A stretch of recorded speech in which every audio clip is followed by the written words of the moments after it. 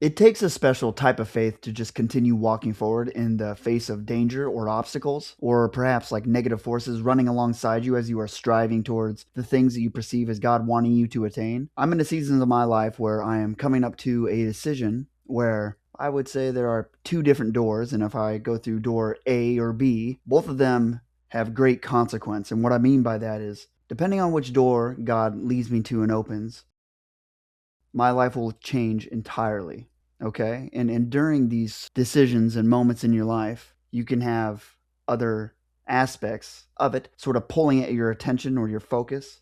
Doubts will arise in your mind as you strive towards this time when you have to make this decision. And the whole time you should be listening to God, lowering yourself enough to hear Him, getting on your knees, whether it be metaphorically or physically, asking for His guidance and listening for His answers, and also observing and focusing on the areas He's calling you to, and extracting from that subject matter the things that will propel you forth towards your goal, or in my case, towards this moment in time when things will be presented to me, which will route me to the direct result that I perceive as God wanting me to attain or come to. And there's a passage in the Bible, it's called the parable of the weeds. It's a parable that Jesus shares with the people that he is preaching to. It's in Matthew chapter 13, and I'm going to read it, and then I will share my takeaways. And it really sort of freed me from this mental prison that I was in, or I would say a compromised state where I was worrying about the unknown, what would happen or could happen.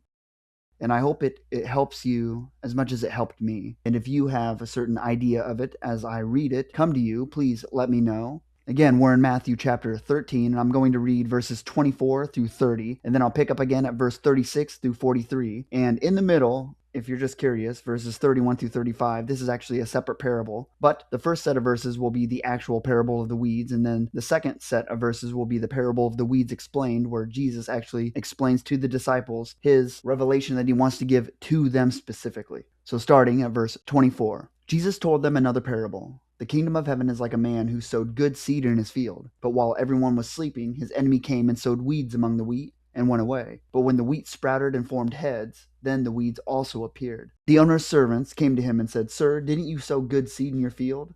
Where then did the weeds come from? An enemy did this, he replied. The servants asked him, Do you want us to go and pull them up? No, he answered, because while you are pulling up the weeds, you may uproot the wheat with them. Let both grow until the harvest. At that time, I will tell the harvesters, First, collect the weeds and tie them in bundles to be burned, then gather the wheat and bring it into my barn. So now I'll pick up at verse 36 in this section titled The Parable of the Weeds Explained. Then he left the crowd and went into the house. His disciples came to him and said, Explain to us the parable of the weeds in the field. He answered, The one who sowed the good seed is the Son of Man. The field is the world, and the good seed stands for the people of the kingdom. The weeds are the people of the evil one, and the enemy who sows them is the devil. The harvest is the end of the age, and the harvesters are angels. As the weeds are pulled up and burned in the fire, so it will be at the end of the age. The Son of Man will send out his angels, and they will weed out of his kingdom everything that causes sin and all who do evil. They will throw them into the blazing furnace, where there will be weeping and gnashing of teeth. Then the righteous will shine like the sun in the kingdom of their Father. Whoever has ears, let them hear. I love that part right there. Whoever has ears, let them hear. It's just basically saying, whoever is willing to listen and accept this lesson, listen and accept it. It's very simple, but there can be times in your life where you're just telling something to somebody and you know it to be true. Perhaps they're going through a situation where you can either resonate with it on a deep manner due to experiential data, stuff that you've lived through yourself, and you know where they are heading is somewhere bad, or perhaps you can just sort of feel it through the intuition of the Holy Spirit telling you, hey, you should warn this person of what is going to happen to them if they keep striving towards this certain place that they're trying to get to. And they will just tune it out. No matter what you tell them, they just won't listen. Their heart is postured to reject it. And so whenever you come to lessons in the Bible, you have to check yourself before you wreck yourself. Literally. You have to see how your heart is postured. Really look in the deep annals of your mind and ask yourself, am I being influenced by something that happened maybe earlier in the day? Am I coming to this with ears that are willing to really listen? And we need to listen to God. We need to be willing to hear Him in order to change things in our life, to bring about the harvest that He wants us to produce. And speaking of that, this parable here, it is a simple story that Jesus gave to the crowd in a way where they could relate to it because it speaks to subject matters that they experience every single day of their life. It states how there is a farmer that is sowing seed in a field. There is intentionality to what the farmer is doing. He is sowing seed to produce a harvest. In this case, it's a wheat field. He's probably planned all of this out. He knows what season he is in. I would assume he is experienced. And just like in our own lives, we can plant seeds that will be you can think about them as sort of efforts towards a certain goal. Maybe I'm trying to get stronger, so I'm going to go lift weights in the gym, and the seed that I'm planting is my actual actions towards that goal, the things that I have to do in order to get to a stronger state and grow my muscles, right? The ground that the farmer is sowing his seeds in, you could think of this, I guess, with the example of lifting weights. Your body is sort of the temple that God has given you. And if you want to produce the best results that you can with exercise, it matters what you actually intake into your body. Your nutrition matters, and everybody knows this. God prepares the field that he wants you to plant seeds into. And that field could be you. It could be your own mind. We must be diligent in our actions and what we do to bring forth what we perceive as God wanting us to. He will bless us as a result of serving him and obeying his commands, walking forward in the world in a way that is honoring to him and that serves his kingdom and furthers it. Over and over in the Bible, it is stated that we are to do this selflessly, sacrificially. We lower ourselves before God. There is a certain transformation that happens when you lower yourself and start acting things out for the sake of accomplishing things that you perceive as God wanting you to. It transforms your character. You can look at the actions that you partake in as the literal stepping stones it takes to really become that transformed person. And there is intentional timing to the events that happen in your life as you are sowing seed in the garden that God calls you to. And you can think of the example of a garden or a field as anything, right? It could be yourself. It could be some project that you get at work. It could be a passion, a hobby, whatever you perceive God is wanting you to bring about in the world. And it takes intentionality. And we must be vigilant in the face of opposition, because in the parable itself, it says, while everyone was sleeping, his enemy came and sowed weeds among the wheat and went away. And what I thought about this was, think about when the enemy is coming, when everyone was sleeping, right? When you are asleep, your eyes are closed. It has a lot to do with focus, I believe. When we are focused on what God wants us to attain in a way that is not self-indulgent, you can produce things that you didn't think that you were capable of generating. So the enemy coming during the night, what happens at night? Your eyes are closed. You're sleeping. I feel that it represents you being unfocused. Yeah, so when you lose focus, or when you're stressed out, when other things are happening in your life that is taken away from your maximal ability to accomplish a task. For instance, I'll just speak from my own weakness. When nighttime rolls around and I get a little bit more tired, I can become less disciplined. I find myself hopping on a cell phone and looking at one post. It could be even when I'm checking like my YouTube studio and I just have YouTube open and I see like a recommended video at the front home page, and I'll click on it, and then this will start the ball rolling down the hill, and I'll just start looking at short clips and doom scrolling. Before I know it, 30 minutes passed. And then the time in which I should have been getting more tired, I can become enraptured by the topics that are presented before me in the shorts that I'm watching, and it'll start my mind going again, and then I won't be able to get to sleep. And then this stops me from being alert and awake in the morning to accomplish whatever God is telling me to during that day. It's just this selfish pattern of behavior, and it's a weakness of mine. When I'm tired from doing all of the things that I'm doing in the night, I will not be as cognizant of the weeds in my garden being present, I would say, and the negative forces in my life can start to pull me away from what I'm supposed to be doing. It takes a selfless sort of faith to believe that God is going to have you reap a harvest, even though there are things all around you that are pulling and clawing and scratching for your attention and focus. Just like the scenario that I was speaking on in the beginning of the video.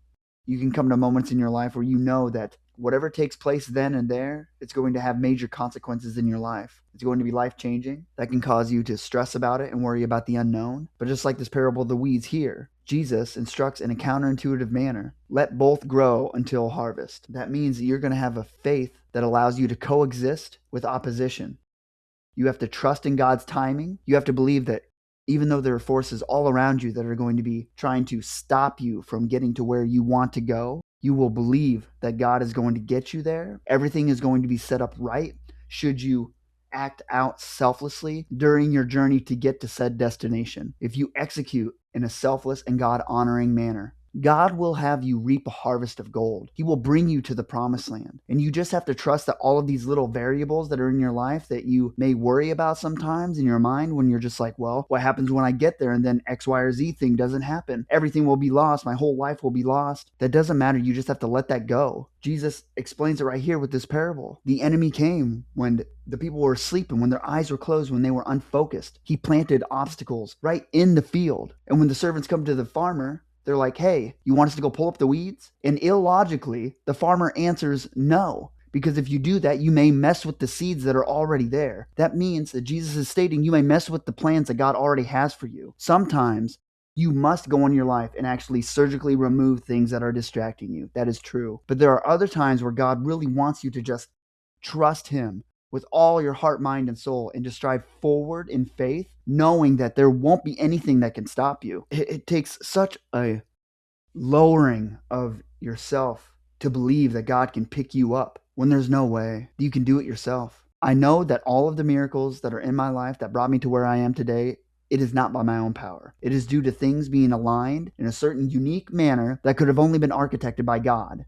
Things lined up, and I happened to execute properly, or at least God made up for my mistakes that I made during my execution because He knew that my heart was postured in a way that would at least lead me to being a better version of myself that I was in a previous season, okay? It doesn't mean you have to be perfect. He knows that you're going to make mistakes. He knows that you're going to succumb to the spirits of lust or hatred or jealousy or insecurity, depression, all of these things. He understands that we live in a fallen world. But you have to be diligent and vigilant in sowing your seed in the field and tending your garden, even with the presence of weeds there. Because God, when it is harvest time, He will go out, retrieve the weeds, throw them in the fire, and then you will reap the harvest that God has been putting in your heart to actually produce the whole time. There are many things in my life that I just have to trust God with. Everything is going great right now. I am excelling in my career and gaining more responsibility by the day. My workload has grown exponentially, which at times I have suffered with. Just recently, I had to actually go to the hospital because I had a panic attack where I thought I was perhaps having a heart attack. It was the worst anxiety attack I've ever had in my life. And the reason is because I was worried about things that I can't control. I was worried about the weeds being present in my garden. The wheat plants were sprouting and they have been developing, right? What's that word for it? Germinating, right? Is that the right term? I think so. The plants were growing, okay, in a positive manner. And ideas started coming in my mind and I started worrying about things I couldn't control, such as my workload is growing exponentially. I'm doing great. But what happens when everything that I want actually comes true? I can't handle all of that myself. And there's these other aspects of my mind, like people that are suffering from certain conditions and whatnot, things I have no control over, or people that I want to help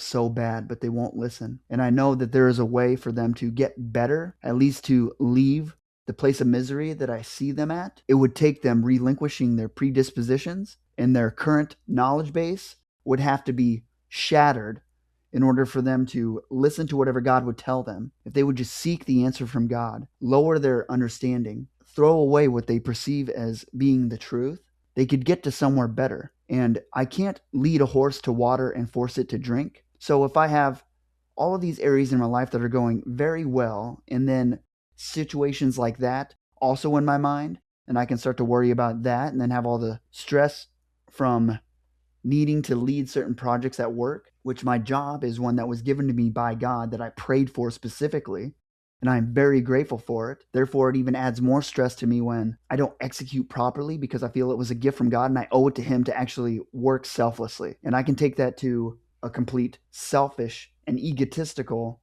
state where I will be a workaholic, where God can be like, hey, I told you to sow seed here and to keep tending your garden. But don't start worshiping the plants that are coming up. Don't start worshiping the seeds that I told you to plant. I'm God, not your work. I'm God, not the things that are in your head that you're worrying about. Don't idolize those things. Don't sit there and ruminate on them. I have to have faith that God will take care of all of these things that I have no control over. And during the specific time that God has planned out for me, there will be a harvest day. And all of these things that I am worrying about will be taken care of in one way or the other. It's just like that movie, Kingdom of Heaven, where that king with leprosy, he's speaking with someone that is also a part of his kingdom, a soldier, and he's saying that faith isn't believing that God will answer your prayers in the ways that you prayed them. It is believing that God will answer your prayers in the ways that are right. That is so powerful and freeing to know that if I have a request that I give to God, or if I'm praying about certain worries in my life, if I find myself ruminating on the unknown, I can know without a shadow of a doubt that God will answer my prayers in the ways that are right. It may not look like what I thought it was going to look like or what I even want, but I know that it will be what is best for His kingdom and therefore best for me. Period. That is so freeing. You must stay faithful to the calling that God has on your life. You must stay faithful to the commitment that God has to us. He loves us. We are His creation. We're like a beautiful piece of art that He created Himself. Yes, we fell away, but He sent His only Son to die on a cross just to save us.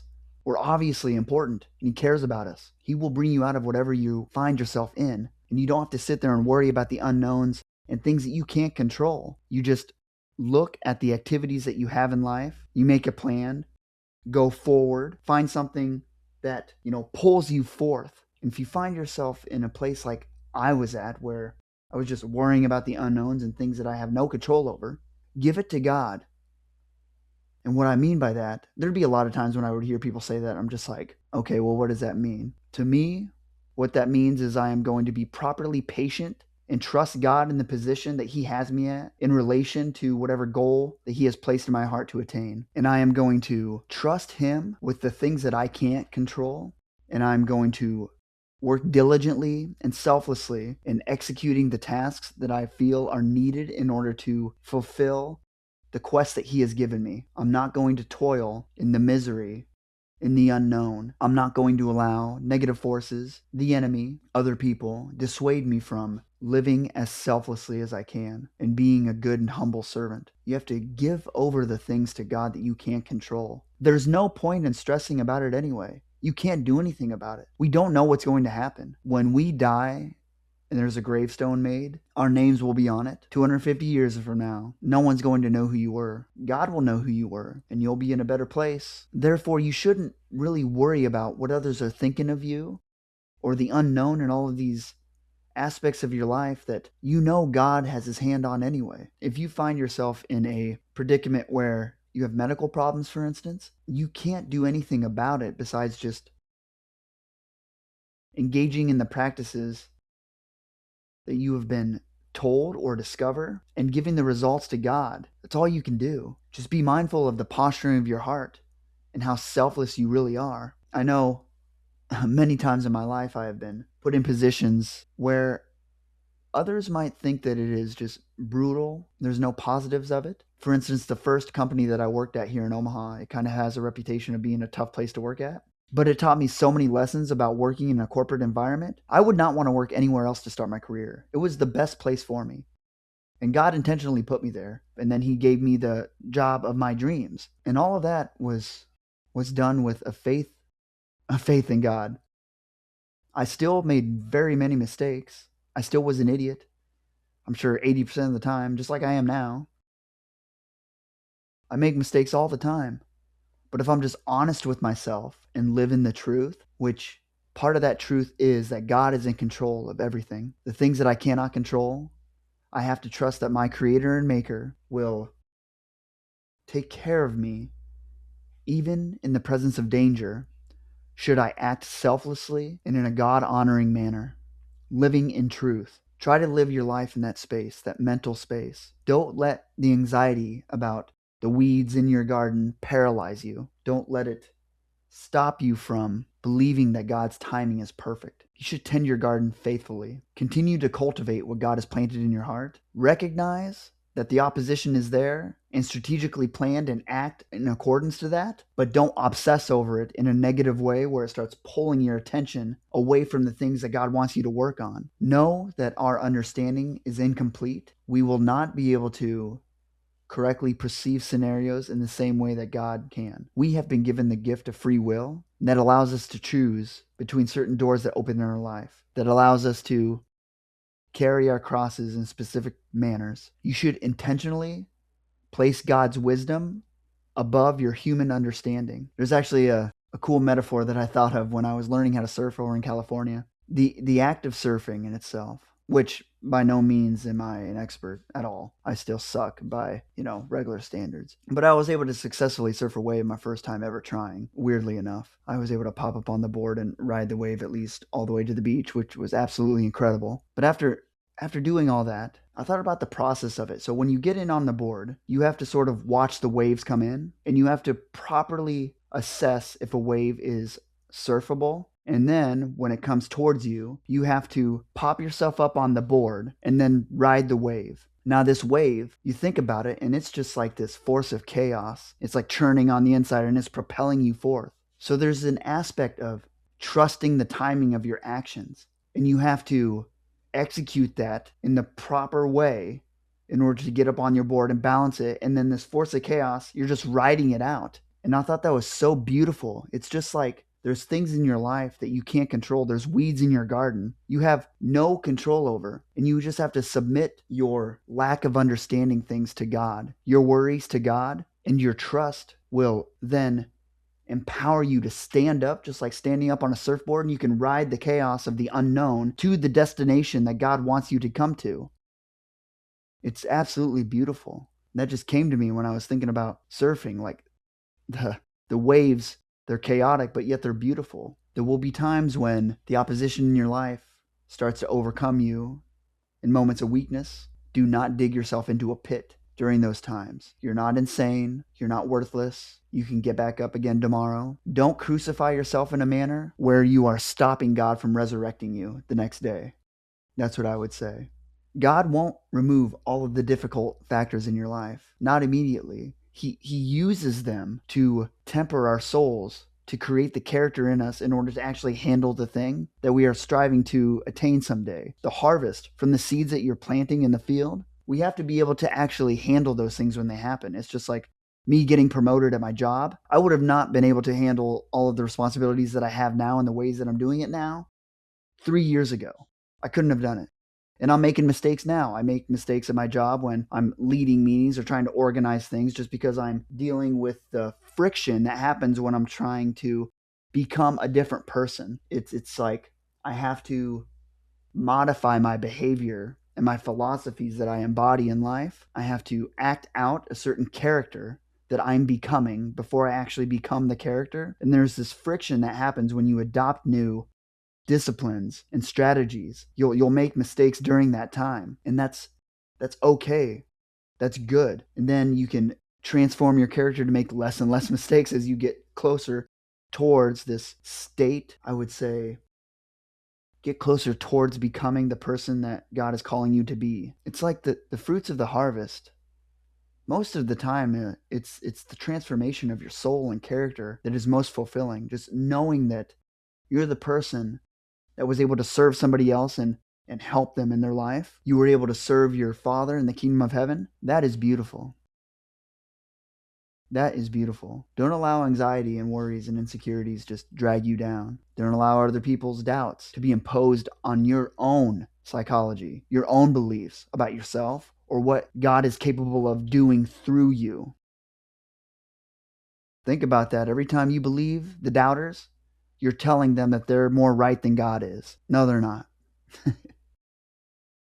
And you know that deep down in your heart. Live with confidence and patience in God's timing. Work faithfully despite opposition. Trust that the Lord is going to do what he has to do through you in order for you to become the person that can handle whatever is on the other end of that door that God is leading you to. God is so good. And I'm going to end it there. I thank you so much for listening up until this time. I love you. Like, comment, subscribe if you feel it, and I will see you in the next one.